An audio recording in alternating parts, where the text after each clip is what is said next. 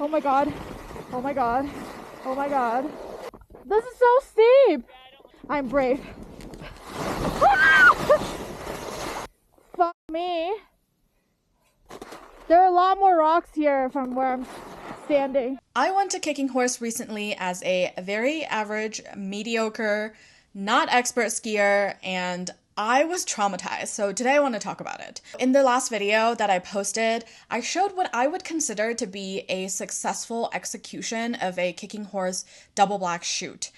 It was not pretty, but I felt good about it. I was confident, felt safe, and I was a little nervous, but I knew I could get down and it shouldn't be a huge problem. The run I am about to show you today, though, was a completely different story. I did not know how I was going to survive that at some point, so yeah.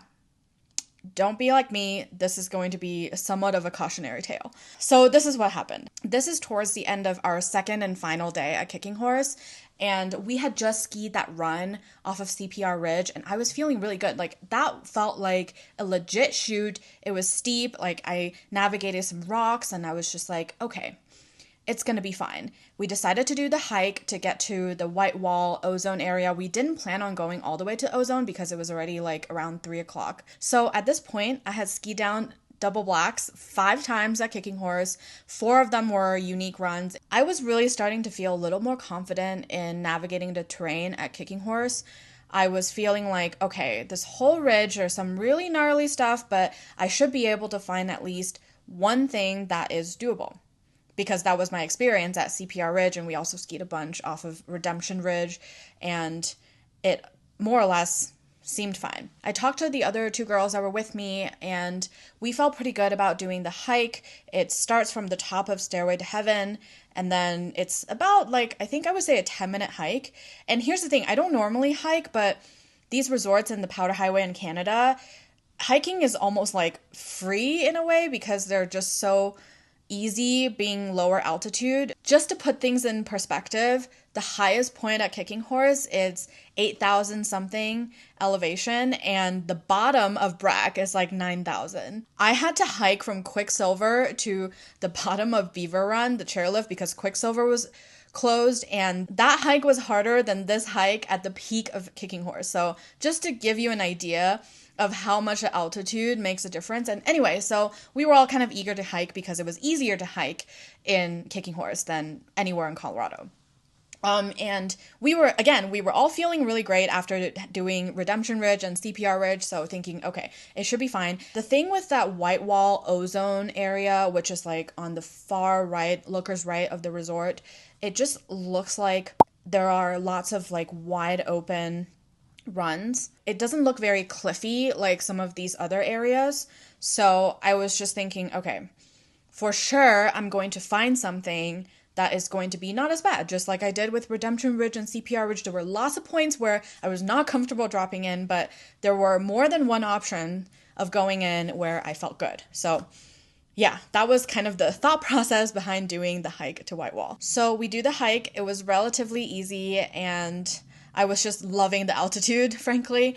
And we get to the top. We were feeling so good at this point. The view was amazing, and we were just so happy and proud of ourselves for doing the hike and crushing double black runs that day. And then we looked at the first drop-in. So the first drop-in right from the top of the hike looked a little steep. We were able to see a lot of the run, but not all the way to the bottom. My friend Stacy actually felt pretty good about this run, so she dropped in and went down that way. It was something that looked like I could do it, but I would be a little bit uncomfortable. And I had skied another one that made me feel a little bit uncomfortable, but I was able to do it. So at that point in the day, I was thinking, like, I'm sure that I can find something a little bit easier if I traverse further. So I'm going to try to do that. I was just really convinced that there was going to be something that was easier. We were also talking to a couple guys that were there that kind of suggested that it was a possibility. I'm not really sure how experienced they are at Kicking Horse, but anyway, like, I just didn't have any reason at the time to doubt that there was going to be something that was easier. And maybe there was, but as we traversed along, I was with my other friend, Kristen. We kept going, and the thing about Whitewall, or the majority of it, is that it kind of concaves down. So it starts kind of mellow and then it gets really steep and then it mellows out again. And what that does is that when you're at the top of the ridge, you can't see all the way down. And so for the majority of the traverse after that first drop in, all we can see is like the first few turns and then that's it. It wasn't really viable to go in and see and then bail back out. I guess technically we could step back up, but it just didn't seem like something that made sense if I assumed that there was going to be more options later on. Finally, I see something that I can see more or less all the way down. It looks like it's almost all the way down. And it happens to be like the end of the Whitewall zone. It's like the very, very last chute. And beyond it is kind of this closed area. I think it's like very avalanche prone, so it's just not open. And what I saw was actually skiers left of the run. And, you know, a lot of these chutes, they're kind of like almost like a half pipe, right? So it's like there's a middle and then the sides are kind of, you know, goes up like this. And so what I was seeing was one of the sides that looks like it goes all the way down. At that point, I wasn't even really thinking about steepness or anything. I was just thinking I need to find a place where I can see all the way to the bottom and not hit cliffs. I mean, at that point, we didn't really have a choice anyway. It was either that, go back up, or hike up to Ozone, which at that time in the day is probably an even worse idea.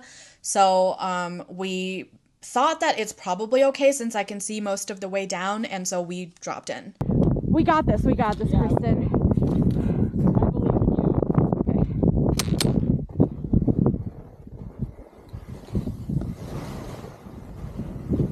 Okay. So real quick, if you look at this clip, you can see that right in front of me, like, there is kind of this lip and you can't see through it. That was basically most of the traverse. So this was the only place where it opened up on kind of like the left side of the screen where you can see a little bit more. But this whole ridge, otherwise, you can only see like a few turns ahead. So that's what made it really challenging to choose the right line.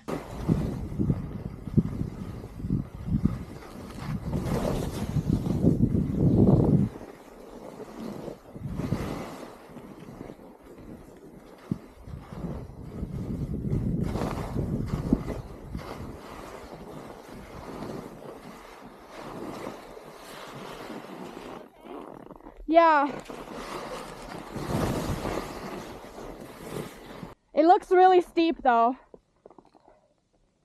As you can probably tell, the drop-in was really mild, but I quickly realized just how steep this run is. It is the steepest slope that I have ever skied by far, and the more I went into this run, the more I can't see a way out, which is a little bit weird to say, but I guess the run kind of revealed itself as I went down further, and the more I saw, the more I was just like freaking out. So at this point, it seemed like I can see all the way down because I can see kind of the left side of the run. But the thing is, I can't really see what's going on in the middle where I would actually be skiing because the sides, you can't really ski on the side of a chute. That's what I was seeing all the way down. So I wasn't like super concerned at this point. It was just like, okay, it's a little steep, but I should be able to do it. Worst case, I'll slide a little bit, which will happen in a bit. Well, let's keep watching. I am afraid I can't see all the way down. I have faith that the left side is going to be okay. You know, there's no more left that we can go. Yes. But if we dropped in there, we couldn't have come over this way either. No.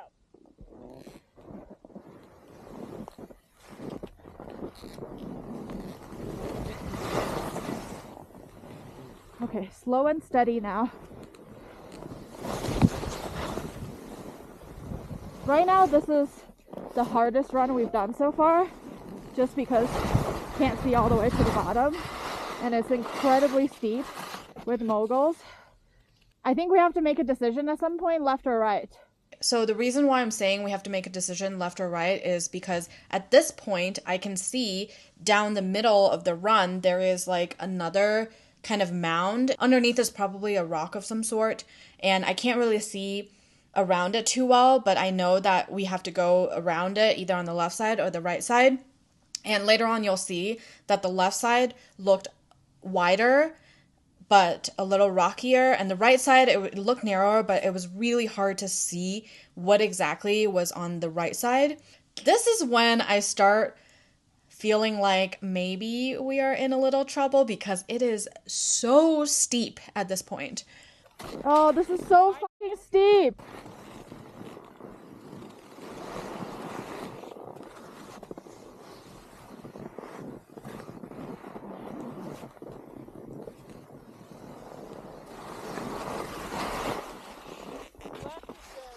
Left is good? Okay.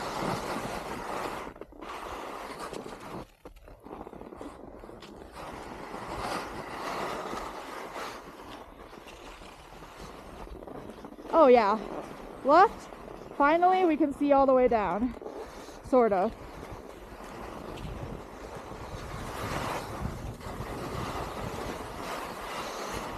Oh, fuck, this is steep. The other thing that I noticed about these runs at Kicking Horse is it really plays tricks with your mind. I think this is somewhat true with most bowls because it's just a sea of white, so you can't always very clearly see how steep the actual pitch is. And as you can see, like, I was surprised here. Like, I was thinking, okay, if I go left, then it seems easier to do. It seems more wide open. There aren't any rocks. And I think I wanted to go left also because there weren't bumps. Like, when it's this steep, the bumps can either help or not help. But anyway, I felt like it was easier to go left. There were more places to turn.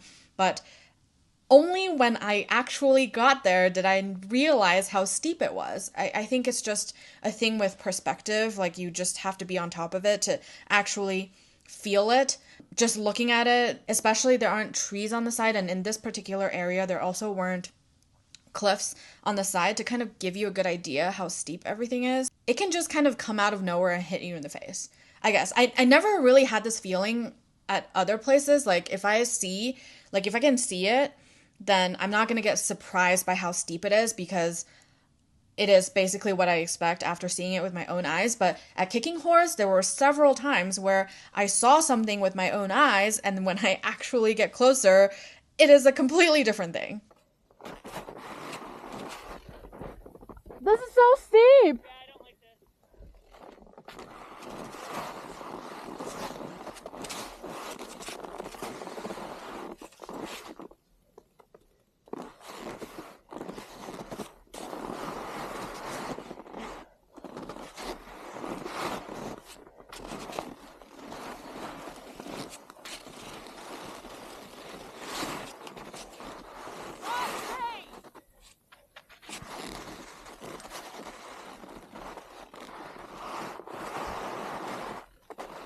So I'm backing up at this point because I wanted to backtrack and get to where I thought was a little less steep. But at this point, I was just already starting to freak out a little bit, so everything just seemed really steep and hard. I was really thinking, okay, I just need to make a turn. Once I make a turn, then I'm going to feel a little bit more comfortable making another turn. Okay, I'm going to make a turn. Do it scared. Do it scared. Do it brave. Do it brave. I'm brave.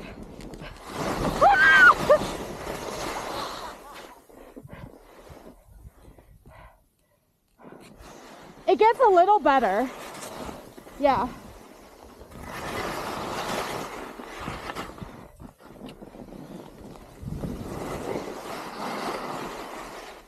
I wouldn't go here. Kristen? Yeah? I would not go here. Yeah, I know. Right where you are is where I think we should go left. Yeah. There we go. Nice.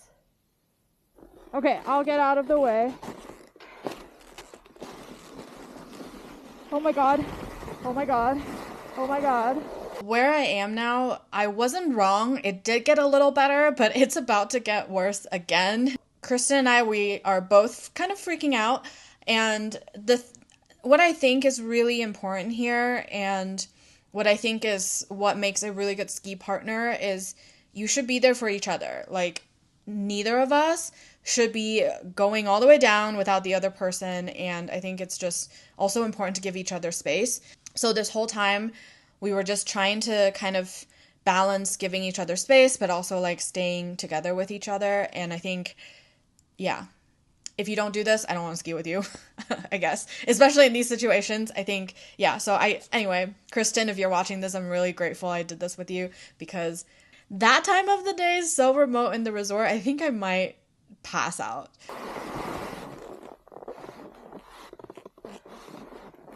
Oh my god. Me.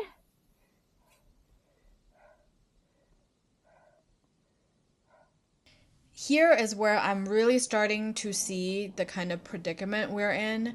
So this is when the kind of rock field starts to come into view. I can't anymore. What? I can't.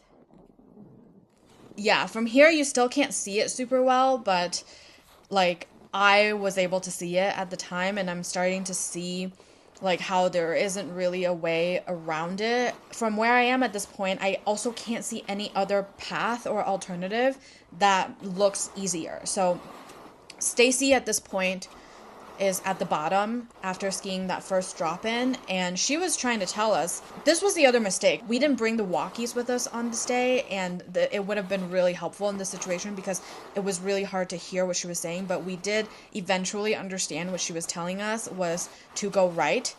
But from where we are, we cannot see what's on the right side, and it just kind of looks like it's narrower on that side. And to be honest, I'm actually not entirely sure that would have been a better way to go, because it's a little hard to see further away, but I can still tell that there are some rocks there too, and it looks even narrower.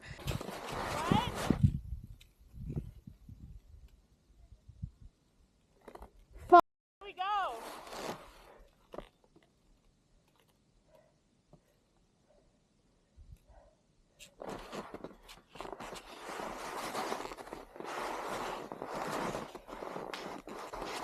Where should we go, Stace? Seriously? This looks like a f***ing cliff where I am already. So I know I said I was freaking out earlier, and I definitely was, but at this point, I really felt like we were screwed.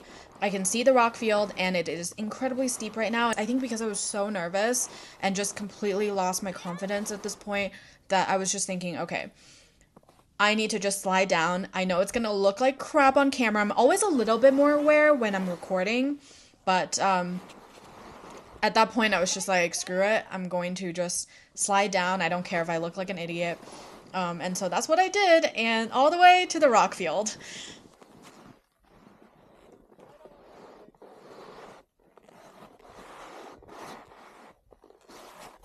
There are a lot more rocks here from where I'm standing. That's why she's saying don't go that way. Don't go right. It's really narrow right here. It's getting less steep though. You can see now exactly how many rocks there are. I just decided to kind of step through it. I will insert a picture of what this kind of looks like from below, like right below. It's so weird because when you take a picture below, when it's like a bowl like this or chute, it just doesn't really look that steep, but I assure you it was. And this is Kristen in the photo. I obviously can't take a picture of myself doing it, but this is basically what I looked like as well. And you can see how she was like basically hugging the mountain. That's how steep it was. And yeah, at this point, my camera actually ran out of storage. I don't have any more POVs. I just stepped down very carefully.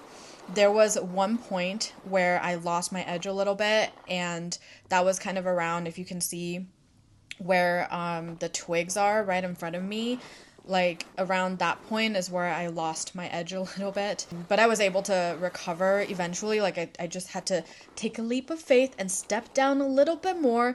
I was trying to keep my skis close together more. It was helping me with keeping my balance and making me feel more secure, but at some point I had to move my outside leg down a little further to be able to get an edge there, because this whole area, this section here is very skied out, and there are some places where it kind of looks like kind of the backside of a mogul, but like, you know, it's kind of like the snow is like this and I'm here with my edge, right? So I didn't want to, like, this felt like I was just going to be in the air and I would lose my edge. So it was kind of scary. So I basically just did like a huge step down, and eventually I was able to clear that rock field.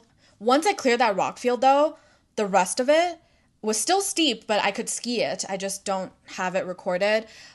Stacy did record Kristen and I skiing like the last bit down.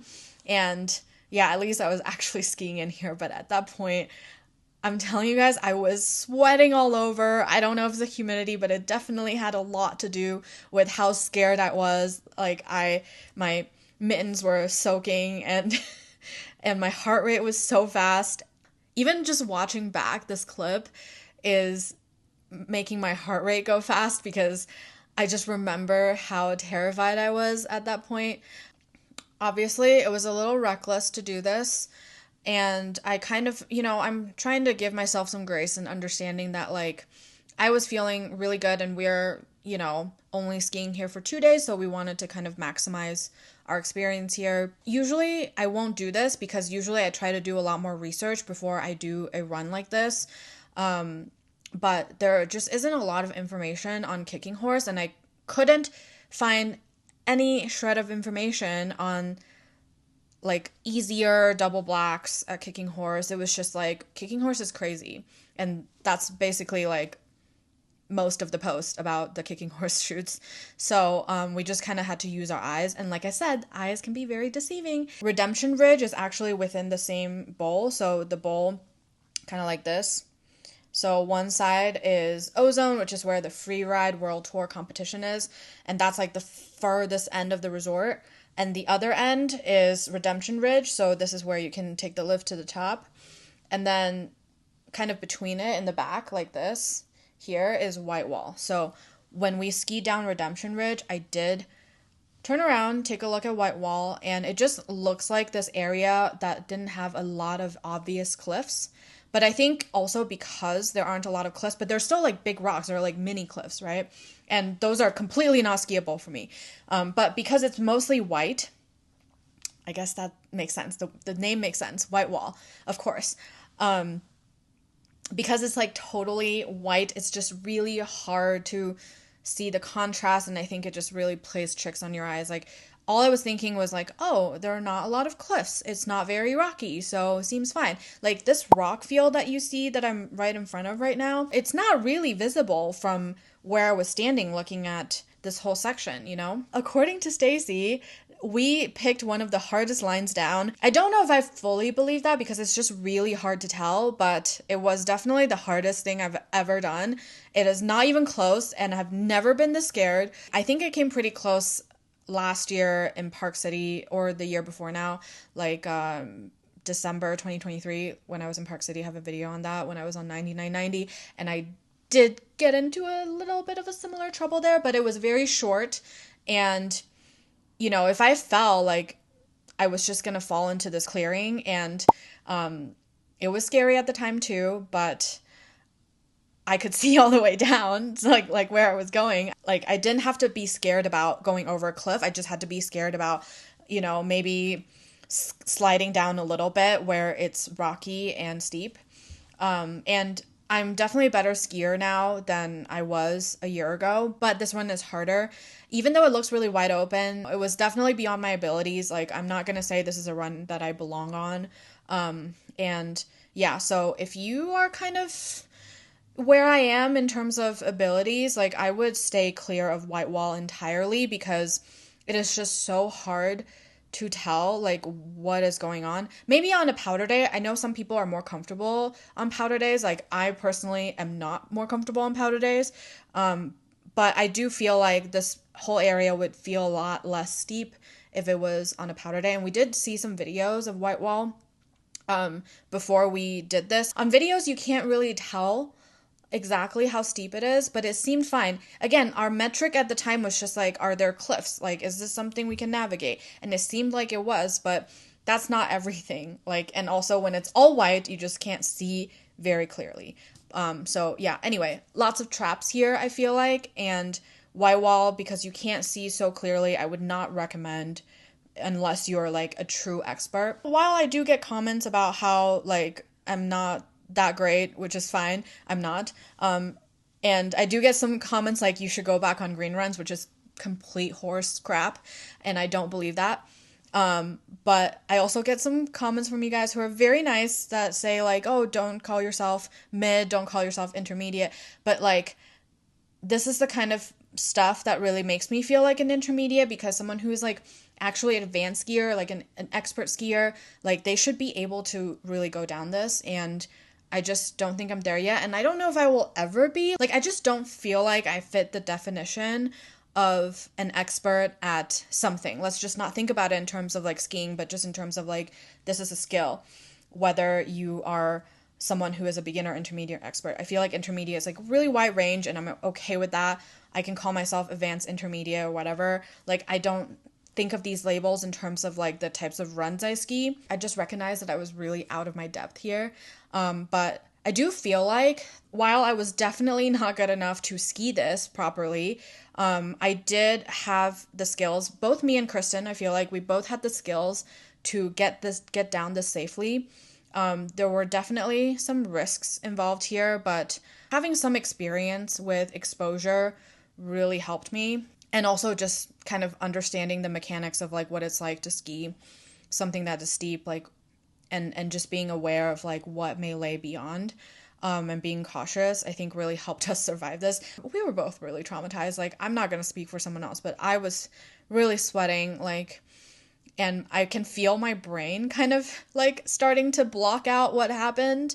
But after a while, like, we had a few drinks later that night, I was starting to feel kind of like, oh, this is just kind of an interesting experience. I'm not going to go back. This is something that I don't ever have to ski again. Like, I think this is the type of run that I would be okay never skiing in my entire life. Like, I can work on skiing other stuff better. This was absolutely a mistake of a run to go on, but I guess I'm also kind of glad that I made this mistake, so I know in the future to really, really know what I'm doing, be able to see the run, but have an idea of like where I'm going. I do feel to some extent very validated that I normally have this mentality. I think I just loosened up that philosophy a little bit because I just couldn't find that much information on kicking horse. I don't think that's an excuse or anything, especially since all the other runs, I was able to make a conscious decision about doing it. But yeah, I'm just trying to explain how all of this happened, and maybe that's a lesson for some of you, whether you're going to kicking horse or just going to a resort that you're unfamiliar with and places where there are really steep stuff that you might not know a lot about. I'm just really grateful I survived that. I'm really grateful that I had really good people with me. Made me feel a little bit comfortable in this like kind of crappy situation. I am definitely planning on making more videos on kicking horse. I want to put a little bit more information out there because, like I said, I feel like there's just not a lot of information out there, and I think most of the stuff I see on kicking horse is people who are really good at skiing, like they know what to do, and you know, it's not really a good benchmark for someone like me to look at. I think this is especially important at kicking horse because of the whole perspective thing, like where you can't tell how steep something is. So anyway, I am rambling now. That's it for this video. I think I'm gonna stop here, and subscribe if you haven't yet. I can definitely promise you more blunders in the future, I'm sure. Thanks for watching. I'll see you next time. Bye. Yeah, we Not like skied the over intersection, this I'm just crap. going more. Oh, so stupid, so stupid.